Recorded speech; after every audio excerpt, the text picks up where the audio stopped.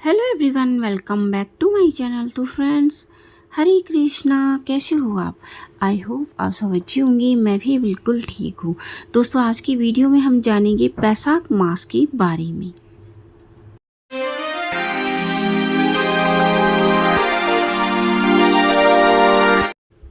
बैसाख का महीना अप्रैल मई में शुरू हो जाता है। विशाखा नक्षत्र के कारण इसे बैसाख कहा जाता है। इस महीने में धन प्राप्ति, पुण्य प्राप्ति के अवसर मिलते हैं। इस महीने में भगवान विष्णु, परशुराम, देवी देवता की उपासना की जाती है।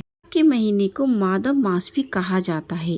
धार्मिक मान्यताओं के अनुसार इस महीने में भगवान विष्णु ने कई अवतार लिए थे, जैसे नर नारायण, नरसिंह, परशुराम, हयग्रीव धरती पर आगमन हुआ था।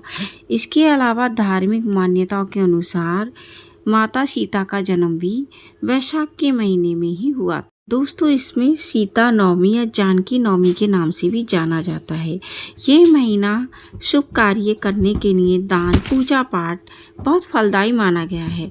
ऐसा भी कहा जाता है कि त्रेता युग की जो शुरुआत है वो बैसाख के महीने में ही हुई थी। के महीने में शुक्ल पक्ष की दशमी गंगा उपासना की जाती है।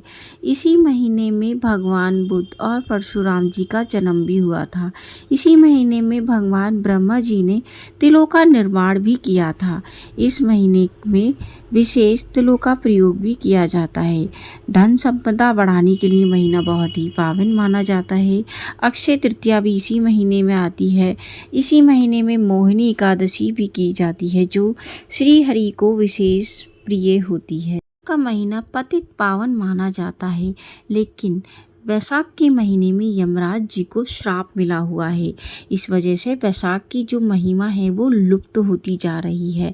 आप लोगों ने देखा होगा, कार्तिक का इतना ज़्यादा महत्व होता है, माघ महीने का भी महत्व होता है।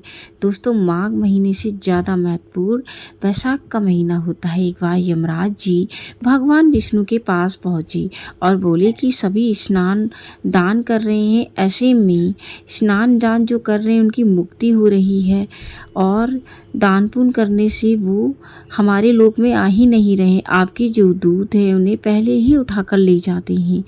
तब यमराज जी बोले कि मुझे बताइए भगवान, फिर यमलोक का क्या होगा? आप लोगों ने हमें भी तो बनाया है ना, हमारा काम तो ख़त्म ही हो जाएगा।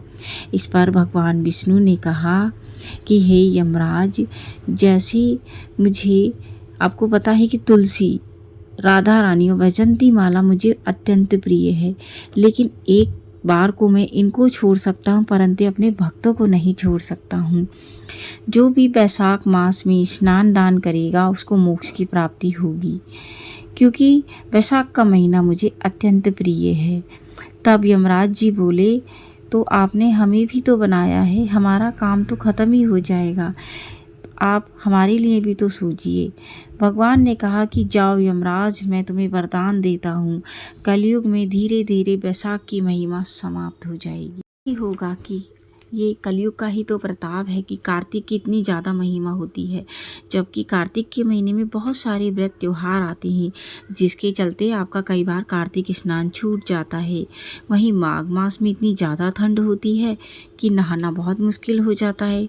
ठंडे पानी से स्नान करना बहुत ही ज़्यादा मुश्किल हो जाता है। तो दोस्तों, इसी वजह से बैसाख का महीना बहुत ही पावन माना जाता है। भगवान बहुत कृपालु हैं, उन्होंने भक्तों के लिए बैसाख का महीना बनाया है, क्योंकि इसमें सर्दी नहीं होती है बल्कि गर्मी बहुत ज़्यादा होती है। ऐसे में स्नान करना किसको पसंद नहीं होता है, और बैसाख के महीने में स्नान से उसको मोक्ष की प्राप्ति हो ही जाएगी। दोस्तों, इस पर भी यमराज जी को संतुष्टि नहीं हुई। उन्होंने कहा ठीक है, लेकिन मुझे भी बैसाख के कुछ कृपा मुझे भी तो चाहिए। इस पर भगवान बोले, तुम तो बहुत ही ज़्यादा लालची हो। तो उन्होंने कहा ठीक है, बैसाख के महीने में जो भी तुलसी की पूजा, पीपल की पूजा करेगा, तुलसी दान करेगा, उसको बहुत ही ज़्यादा पुण्य की प्राप्ति होगी। इसमें तुलसी माता का दान करना, चंदन का दान करना अत्यधिक शुभ माना जाता है, और इसकी बहुत ही बड़ी महिमा होती है। बैसाख के महीने में स्नान के कुछ नियम होते हैं, वो मैं आपको बता देती हूँ। बैसाख के महीने में स्नान के लिए आपको सूर्य उदय से पहले उठना होता है, ब्रह्म मुहूर्त से पहले उठिएगा। लेकिन आप नहीं उठ पाते तो कम से कम सूर्य उदय होने के 45 मिनट पहले तो आप स्नान कर ही सकते हैं।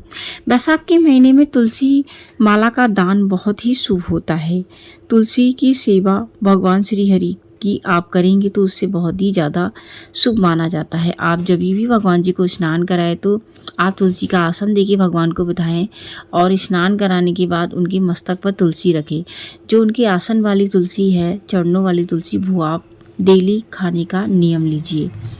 तुलसी की परिक्रमा दीपदान का भी आप नियम ले सकते हैं। इसमें यमराज जी को तर्पण दें, यानी जल का 1 लोटा दक्षिण दिशा की ओर यमराज के नाम से चढ़ाइएगा। ऐसा करने से आपका पूजा पाठ का जो फल है बेकार नहीं जाएगा, अकाल मृत्यु नहीं होगी आपके घर में किसी की। और इसमें ज़्यादा से ज़्यादा आपको पानी का दान करना है, मटके का दान करना है, पंखे का दान करना है दोस्तों, मीठे शरबत का दान करना है, चंदन का दान करना है, तुलसी माला दान करनी है, लड्डू गोपाल जी की तुलसी माला भी दान आप कर सकते हैं, चप्पल का दान कर सकते हैं, छाते का दान कर सकते हैं। मैं आपको बैसाख के महीने की महिमा बता देती हूँ। बैसाख का महीना इतना ज़्यादा पावन है कि इसमें भगवान जी ने 3-4 अवतार तो अक्षय तृतीया के दिन ले लिए थे। 24 अवतारों में से 6 अवतार बैसाख के महीने में ही हो जाते हैं। इसमें बहुत ज़्यादा गर्मी होती है, इसलिए ठंडे पानी से स्नान करना बहुत ही अच्छा लगता है और आपको पुण्य की प्राप्ति भी होती है। के महीने में भगवान विष्णु ने एक और भगवान ने वरदान दे रखा है कि जल में सभी देवी देवता निवास करते हैं बैसाख मास में, और स्नान करने से आपको अनन्य पुण्यों की प्राप्ति होती है दोस्तों। इसलिए आपको बैसाख के महीने में ना तिलों का क्योंकि निर्माण किया था ब्रह्मा जी ने, तो आपको स्नान के जल में गंगा जी और आपको जो तिल है वो डाल के स्नान किया जाता है, क्योंकि इसमें गंगा दशहरा भी आता है दोस्तों और इसमें अक्षय तृतीया भी आता है, तो इसलिए आपको धन बढ़ने की बहुत ही ज़्यादा संभावना रहती है। इस महीने में इन्फेक्शन की बहुत भारी संभावना होती है। गर्मी और खान पान में थोड़ा बदलाव लाना होता है। इस मौसम में आपको ज़्यादा से ज़्यादा जल का प्रयोग करना चाहिए। इसमें फ्रूट्स का प्रयोग ज़्यादा करना चाहिए। जल और फ्रूट्स आपको ज़्यादा खाना चाहिए, तेल वाली चीज़ें नहीं खानी चाहिए। ऐसे में आपको सत्तू, रसदार फल का प्रयोग ज़्यादा करना चाहिए। देर रात सोने से बचना चाहिए। आपको जल्दी सोना चाहिए और जल्दी उठना चाहिए। सूर्योदय से पहले स्नान का आपको नियम बनाना है, चाहे आप स्नान कर रहे हैं या नहीं, फिर भी आप सूर्योदय से पहले उठिएगा। और श्री हरि विष्णु की पूजा आपको करनी है। और दोस्तों ज़्यादा से ज़्यादा आपको जल भी पीना है, क्योंकि भगवान जो होते हैं सभी देवता जल में निवास करते हैं, तो जल का आप दान करेंगे, जल पिएंगे तो आप पुण्य की प्राप्ति होगी। आई होप कि आपको ये वीडियो बेहद पसंद आया होगा। यदि वीडियो पसंद आया हो तो वीडियो को लाइक शेयर करिएगा। चैनल पे नए हैं तो चैनल को सब्सक्राइब करना बिल्कुल ना भूलें। दोस्तों मैं मिलती हूँ न्यू वीडियो में न्यू टॉपिक के साथ, तब तक के लिए हरे कृष्णा।